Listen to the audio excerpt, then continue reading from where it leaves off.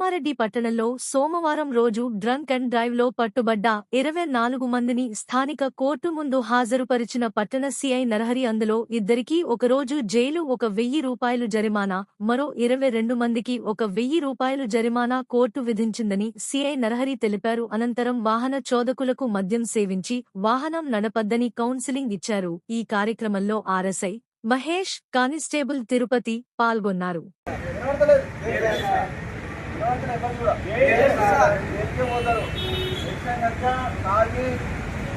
బండి నడితే జైలుకే పోతారు. అదేనా? ఎట్టి పరిస్థితుల్లో తాగొద్దు. మీరు తాగడం మూలంగా మీ కుటుంబం ఏదైనా జరిగితే మీ కుటుంబ సభ్యులందరూ కూడా రోడ్డున పడతారు. ఎదుగుదోడు కూడా ఏదైనా అయినప్పుడు మీ వల్ల ఎదుగుదైనా కూడా వాళ్ళ కుటుంబ సభ్యులందరూ కూడా రోడ్డు పైన పడతారు. కాబట్టి ఎట్టి పరిస్థితుల్లో మనం తాగొద్దు, తక్కువ నీరు తాగలేదు, తాగి పని నడవద్దు అని చెప్పి చెప్పాలి. తాగేది ఉంటే ఇంటి వద్ద మాత్రమే తాగుతాము. ఇంటి వద్ద మందు తాగానే ఇంకా పడుకోవాలి, తాగిన తర్వాత పడుకోవాలి. ఎట్టి పరిస్థితుల్లో తాగిన తర్వాత రోడ్డు నుంచి పని రావాలి. ఓకేనా? నెక్స్ట్ తాగితే ఓకేనా? Okay right.